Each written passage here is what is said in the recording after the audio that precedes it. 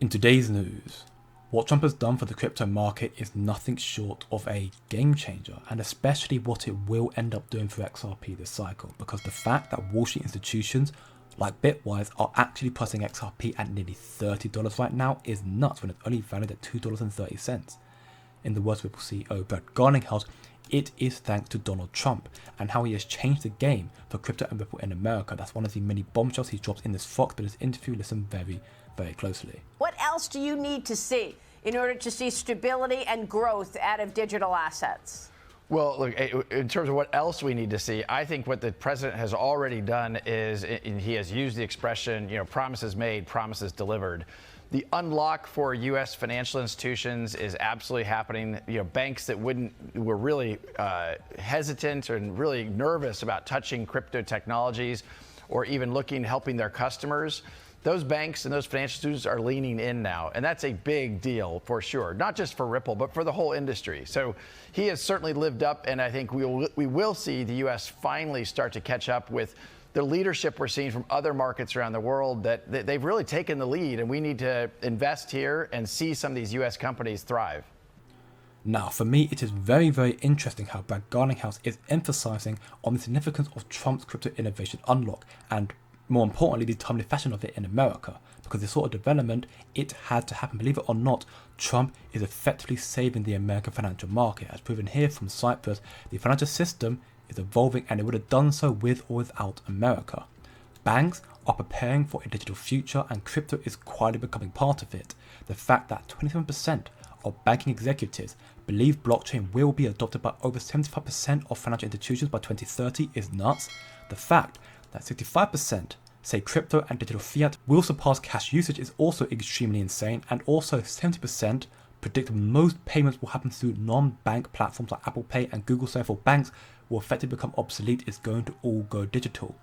Even traditional finance is acknowledging here the shift that's incoming. The question isn't if crypto plays a role, it's a matter of how big that role will be, and this is why the Garlinghouse keeps emphasizing on what Trump has done for America and what he could continue to do with XRP in America as well. Because under the old administration, under Gary Gensler, 95% of Ripple's business was across the border, and Trump has changed that for Ripple for the better. Again, listen very closely. So when you're looking at the growth story then of Ripple, does it still come from overseas? Or are you expecting a change in terms of domestic interest in Ripple? Well, we're definitely already seeing a change in the domestic interest. The 6 weeks after President Trump was elected, we signed more deals in the United States than we had in the previous 6 months. So these are very innovative technologies. I think they're going to play out over 10, even 20 years in terms of how they integrate and rewire the financial infrastructure of the United States. That's across payments. That's across even the settlement of maybe real estate transactions, securities transactions. So I think we're going to see this play out over a long arc. But the United States is finally unlocked, and I think people are underestimating how big that change is, and you'll see that continue to play out this year.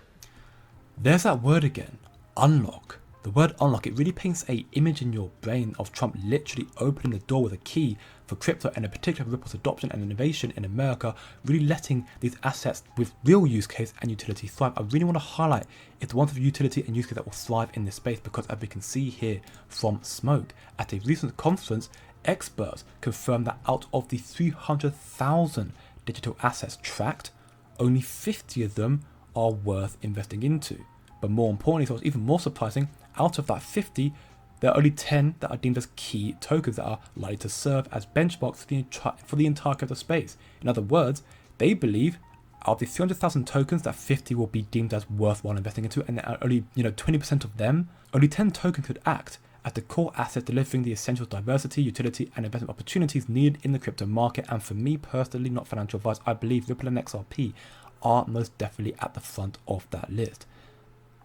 And for more information on what I'm personally doing in this particular bull run, you can follow me here at wop.com/coin-factory, keeping you all informed on what my moves and targets are this cycle, building realistic market expectations through institutional research documents, while also actively trading the market. There's still so much more to come in this space, so again, wop.com/coin-factory. If you're interested, links are down below in the description. Brad Garlinghouse also dropped another huge bombshell in this interview again on Fox Business regarding the massive boom of adoption we will see when Trump and Congress pass the market structure bill and stablecoin bills, both of which we could see within the next month or two. I very much agree with Senator Loomis. It can't just be executive orders. It needs to be codified with legislative efforts by Congress. We're seeing a lot of forward movement. A stablecoin bill is already going through markup, and I think we'll see that come to a vote in the next 4 to 8 weeks. There's the second one that Senator Loomis also talked about was what we often call a market structure bill, providing clarity that we've been asking for as an industry as to how will these technologies, these tokens be regulated. Are they commodities? Are they securities? XRP was deemed to be a commodity or not a security by a federal judge, which is the opposite of what the SEC had said.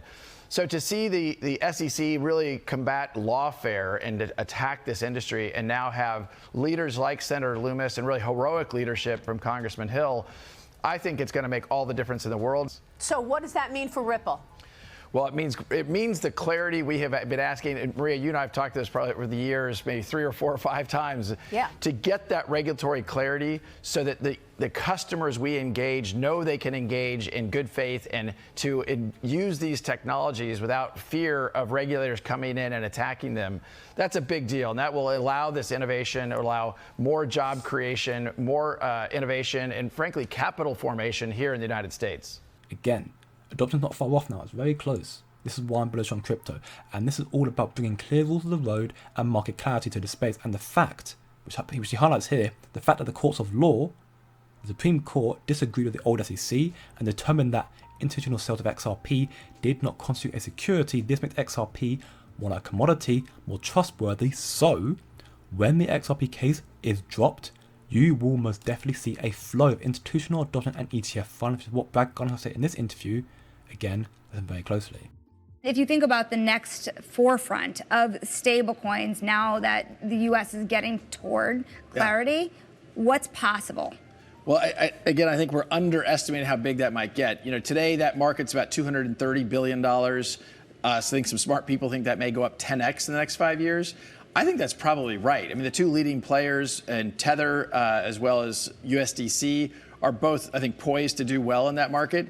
Ripple launched our own stablecoin at the end of last year. That's already ahead of our own internal forecasts in terms of where we are at this point in the year. Still, we're small, but the goal is by the end of the year for RLUSD, Ripple stablecoin, to be one of the top 5 in the market by the end of the year. And I think the whole market's going to grow dramatically over this year. So what does it take you to get there? Who are you pairing up with? Are you creating some financial partnerships in order to make RLUSD more of a household name? Yeah, for sure. I mean, even today we had more listings go live for RLUSD on some global crypto exchanges.